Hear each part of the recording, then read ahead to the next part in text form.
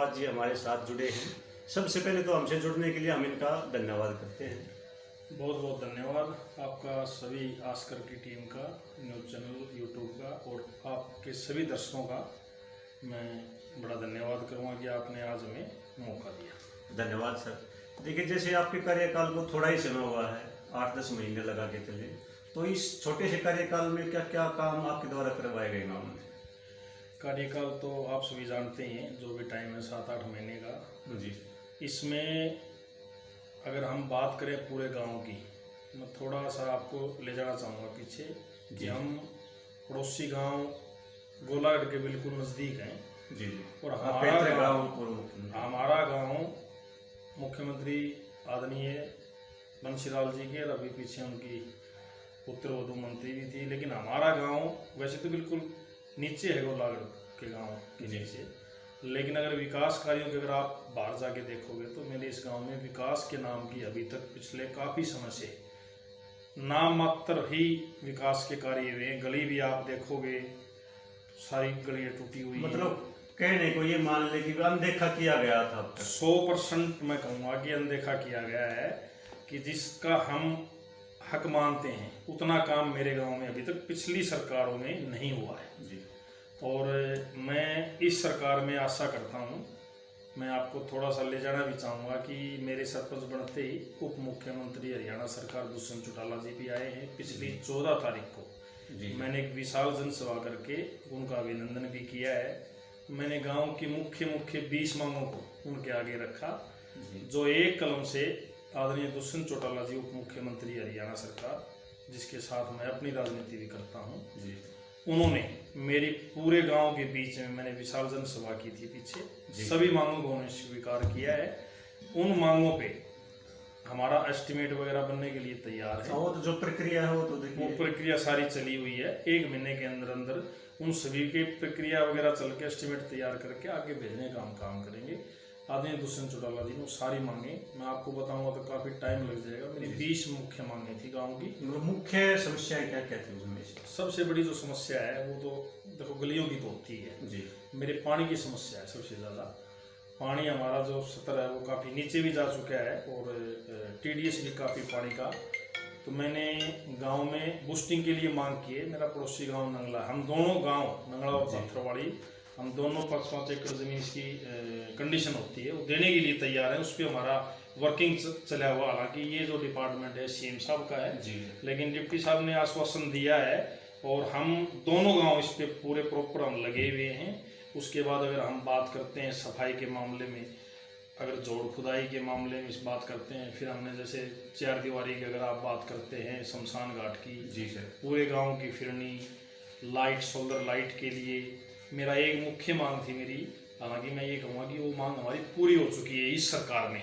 मेरे गांव से ढाणी शंकर गांव तक कच्चा रास्ते की थी, वो भी मेरी पूरी हो चुकी है। उसका टेंडर जल्द ही लगने वाला है, तो वो भी इसी सरकार में हुआ है कि नहीं कि पीछे प्रोसेस में है, वो भी टेंडर ही लग चुका है। उसकी बीड खुलने वाली है और जल्द ही मेरे हिसाब से 1 हफ्ते में उसको अलॉट होके ठेकेदार को, और 1 महीने के अंदर अंदर उसका काम शुरू हो जाएगा जी। मार्केटिंग बोर्ड के थ्रू ये टेंडर है।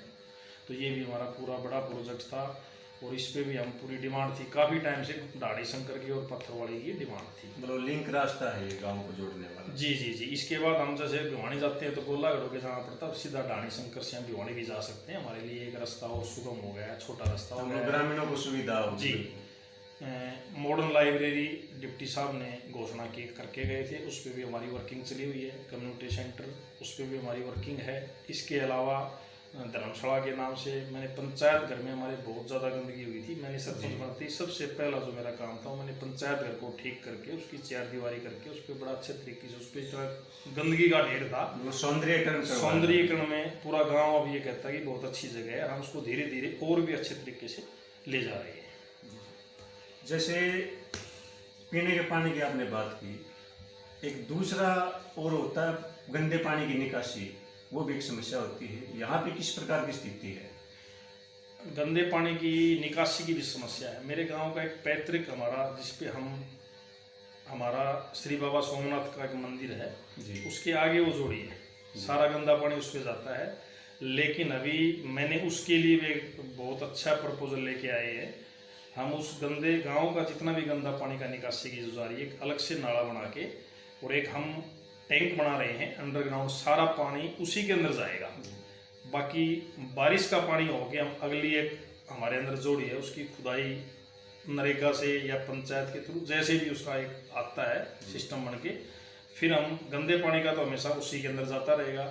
न्यू जो पानी जैसे बरसात का है या उससे ज़्यादा जो भी पानी रहेगा वो उससे अगली मंदिर से आगे एक जगह है और जोड़ी है छोटी, उसको हम अच्छे से खोद के उसमें पानी भेजने का काम करेंगे। और जो मंदिर के आगे जो जोड़ी है, पुराने कहते हैं कि उसके आगे तो जोड़ी तो हम साफ पानी की एक रखेंगे ही, लेकिन उसके चारों तरफ उसको सौंदर्यीकरण में, जिसको हम बोलेंगे ना जोड़ का सौंदर्यीकरण, तो उसमें बाहर से पट्टी बना के ब्लॉक लगा के कुछ पार्क टाइप बना के इस तरीके से उसका हम सौंदर्यीकरण करने जा रहे हैं, जिसमें मेरा पूरा गांव सहयोग देगा। मतलब सभी के सहयोग से रोड मैप तैयार किया गया है इस चीज़ का। जी जी, मैं सभी के, मेरे बड़े ग्रामवासियों का बड़ा मैं धन्यवाद करूँगा।